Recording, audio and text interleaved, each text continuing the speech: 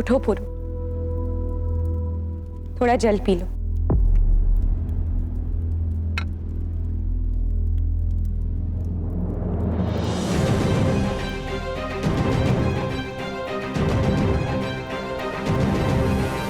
महाराज बमनी ने प्रतिशोध की जो ज्वाला मेरे मन में भड़काई है, वो इस पानी से नहीं बुझेगी, उनके रक्त से बुझेगी।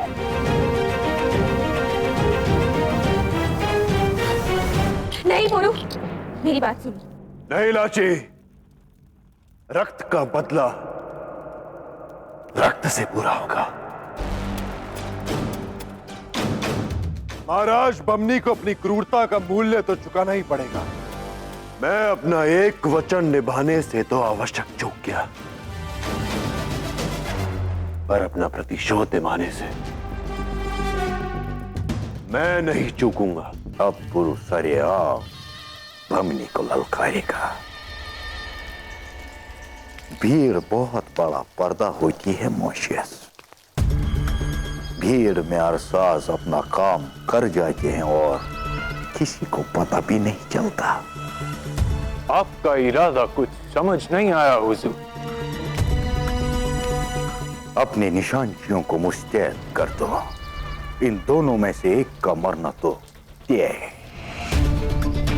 अगर पुरु ने महाराज बमनी को मार दिया तो हमारे निशानची पुरु को मार देंगे, और अगर हमारे प्यारे साझेदार ने पुरु को मार दिया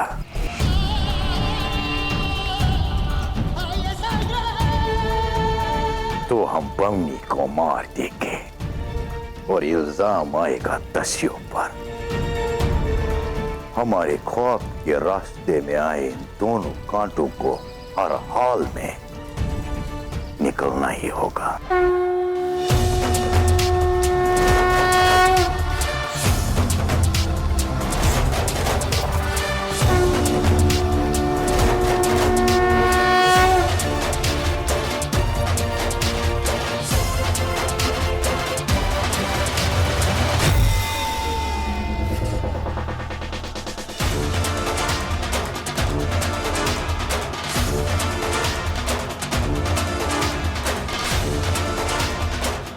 मैं तो वहां पर बंदी गृह पे थी, फिर यहाँ कैसे आ गई? मुझे यहाँ से निकलना ही होगा। हर हर महादेव!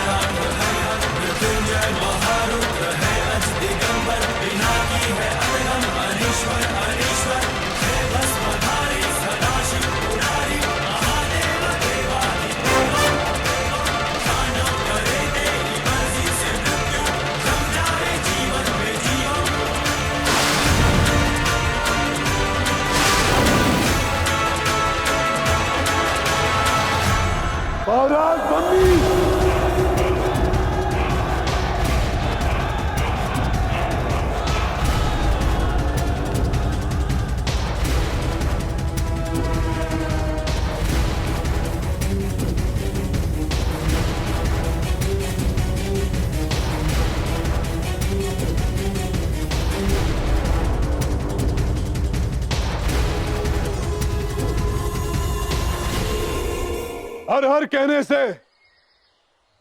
हर बार महादेव पाप नहीं हरते महाराज। महादेव और प्रजा दोनों को खुश करने का यह दिखावा अब समाप्त हुआ।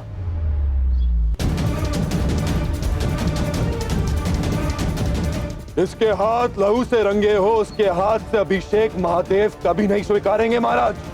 तुमसे कहा था कि यहां से चले जाओ, फिर कभी मत लौटना। लौटना पड़ा ताकि पौरव प्रजा ये जान सके कि उसके आदरणीय राजा का वास्तविक रूप क्या है।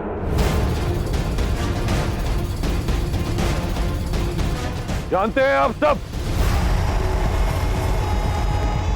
जिस राजा को आप एक देवता मानते हैं वो एक राक्षस है।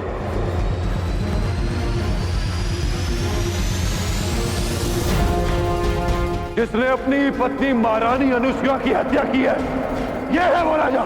बस अब और एक शब्द मत कहना दस्यु।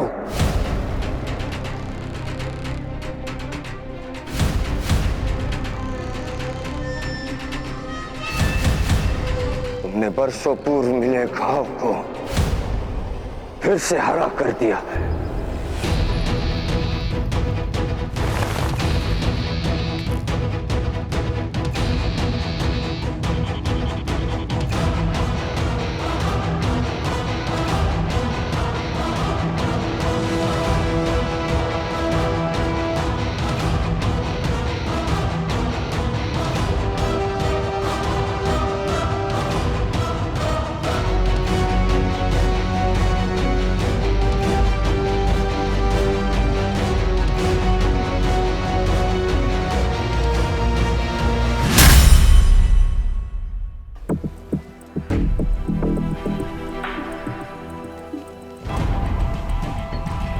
लाची,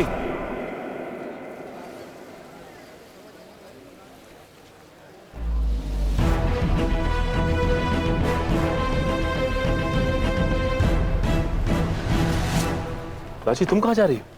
सचिन काका आप यहाँ? हाँ, वो मैंने सुना कि गुरु मगध ना जाके पौरव राष्ट्र आ गया, इसलिए मैं भी चला आया। गुरु किधर है? गुरु गंभीर समस्या में है काका। ऐसा हुआ कि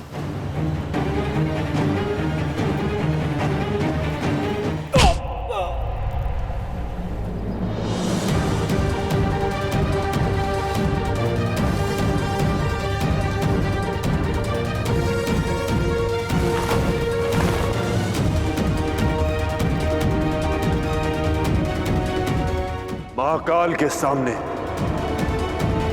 महादानव महाराज बमनी का नाश करूंगा मैं। महाराज बमनी ने महारानी अनुसुया की हत्या कर दी। असंभव है ये। महाराज बमनी महारानी अनुसुईया की हत्या नहीं कर सकते। क्या? ये जरूर कोई षड्यंत्र है।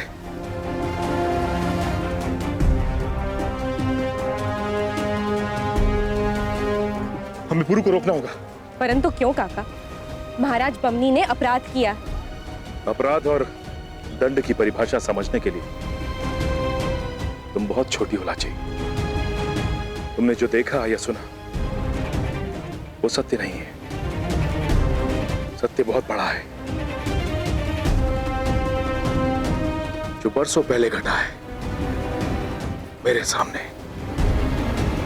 अब समय आ गया है कि वो सत्य सबके सामने आए। आज एक दस्यु हरी सभा में एक राजा को ललकार रहा है। अब देखना यह है कि इस क्रूर राजा में कितना साहस है। हम पौरवराज बमनी तुम्हारी ललकार स्वीकारते हैं, स्वीकारते हैं, स्वीकारते हैं, स्वीकारते हैं।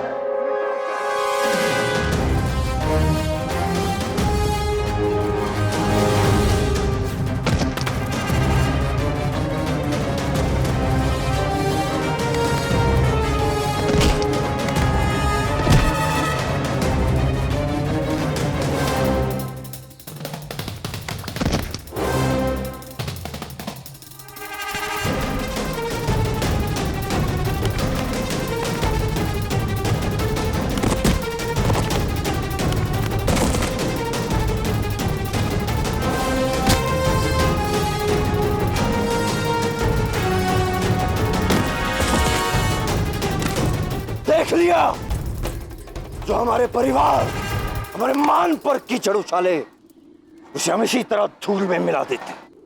देख लिया, अब मैं दिखाऊंगा कि एक स्त्री के साथ अत्याचार करने वाले के साथ मैं क्या करता हूं।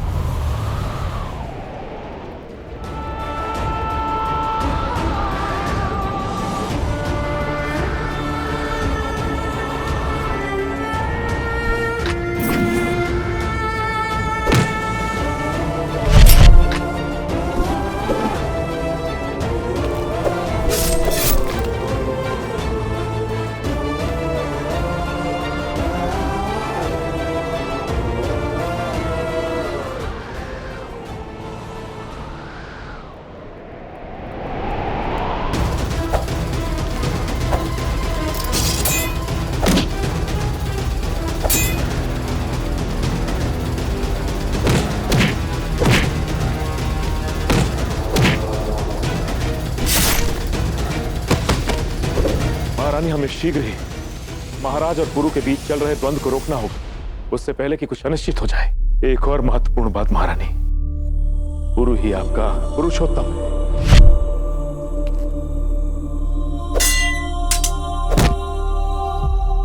पुरु ही आप और महाराज बमनी की संतान है।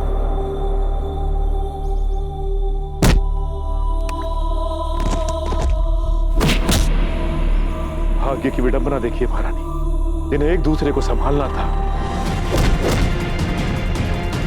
आज वही एक दूसरे के खून के प्यासे। अब और लहू नहीं बहेगा पुतमन, क्योंकि महाराज बमनी की पत्नी और पुरु की मां जीवित है। अब आपका अंत निकट है महाराज बमनी।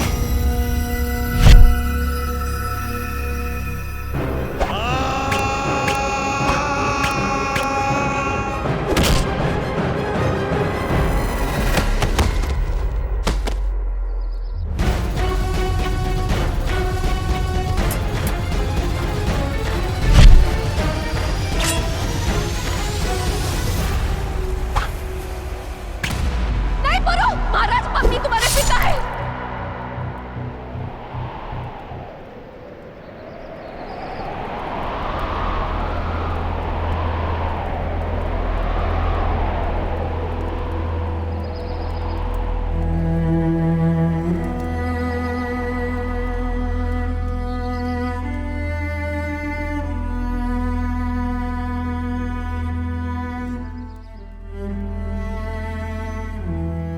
हाँ पुरु, महाराज बमनी तुम्हारे पिता है।